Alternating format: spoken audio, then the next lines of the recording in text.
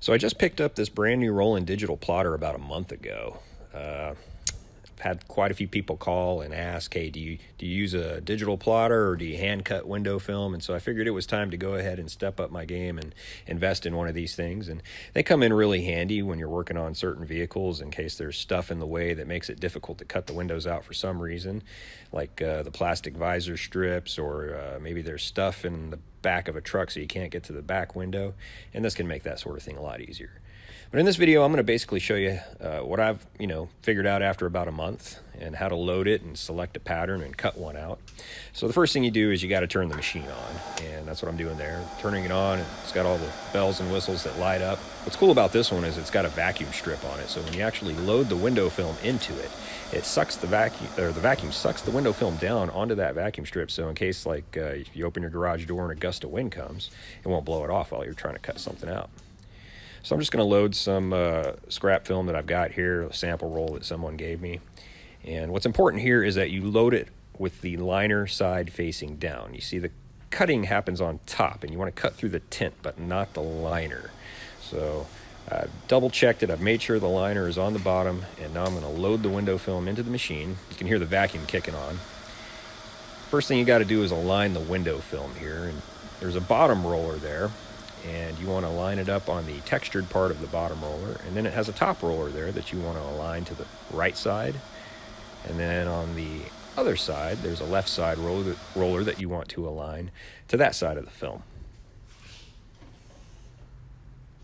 Okay, once you got those locked down, you're going to hit enter on the plotter, and what that's going to do is it's going to bring those roller heads down, and it's going to pinch the film, and then the cutting head is going to move to the left and measure out how wide that roll of film is, and it's going to kick back to the right there.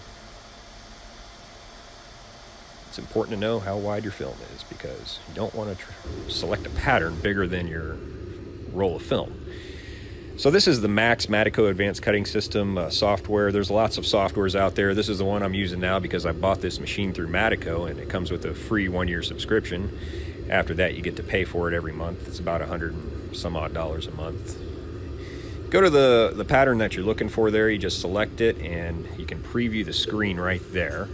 And then all you got to do is hit the button on the bottom left there that says Quick Cut, and it's going to start cutting. The thing to watch out for here is you don't want the film to get twisted up or turned in there. You want to pay attention to it while it's cutting the film out.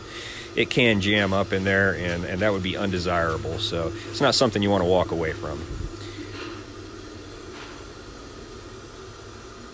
Sometimes the film can stick on itself, or feed in there a little bit incorrectly, and we don't want that. So once it finishes cutting out, you can either cut this out by hand, or what I like to do is just hit the sheet cut button on the plotter there, and it's going to move the cutter head to the left, and then it's going to come back to the right and cut the film off for you. And from there, take it over to your peel board, and you're going to weed the film.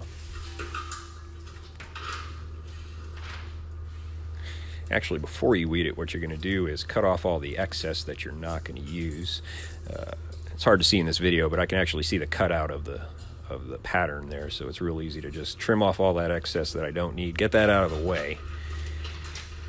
And then from here, I'm actually going to get into the weeding part, which is peeling off the excess tint that you're not going to use, but still leaving a little bit of liner on the outside of the pattern itself.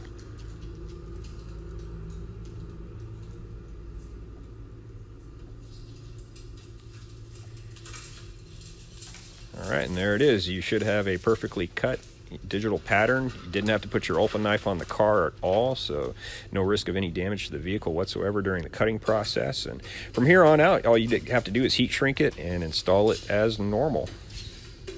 So good deal. Okay, so what do I think about this new Roland plotter? I think it's freaking awesome, man. That's what I think. I've been having a lot of fun with it for the last month using it, and it's been a blast. Now, there is a learning curve involved with these things. I've messed up some window film in here because I either didn't load it right, or I didn't do the right thing with the software.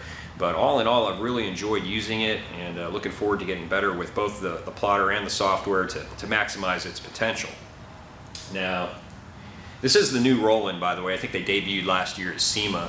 This is the GR-420. I think it was the previous model was called the GX-400, and that was a really popular plotter that a lot of people liked.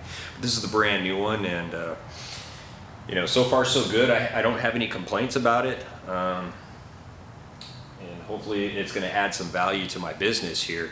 Is it the right time for you to get a plotter? I don't know. Only you can answer that question. That's going to depend on where you are in your career, whether you know someone else is paying for it or not, because these things aren't cheap. They're about $5,000, so it's definitely an investment that you want to get a return on. And I think, you know, for me it was the right time to do it. It's my 3rd year of business. Things are picking up.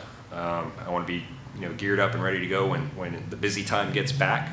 So the plotter, I think, is going to be essential to my success this year. And you know, like I said at another point in the video, people are calling me up and asking me if I hand cut on cars, and it's almost a competitive necessity these days to have a plotter because so many people have them at this point. They've been around forever. They've been around for about 20 years. I remember using one 16, 17 years ago, and at the time I didn't get it. I almost bought one. It was a Roland as well. I didn't buy it though because the software database I was using at the time, that one was computer cut, you know, a long time ago. It wasn't up to snuff. It wasn't good enough. I was having to, it actually created the pattern larger than the window, and they wanted you to shave each and every window, and that just wasn't going to work for me, which is why I didn't buy that one back then. But now, you know, that's not an issue anymore. Now that said, some of the patterns that I've come across in this database need a lot of work, and I'm hearing that that's true for all of these software packages, that none of them are perfect.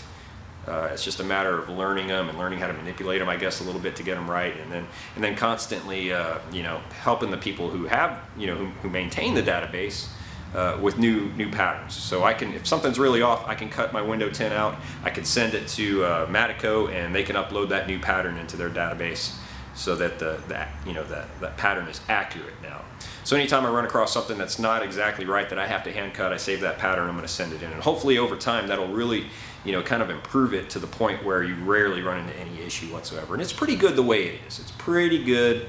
I haven't found anything I couldn't install out of there yet, but hand cutting is still more accurate. Customers don't understand that. They think, well, computer cut, that's the way I want to go. That's going to be more accurate. Hand cutting is more accurate. If you can hand cut good, you can cut more precisely on a lot of cars, at least the roll up and down windows, than this thing.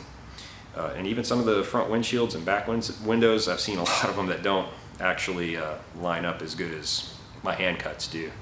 And so, I don't know.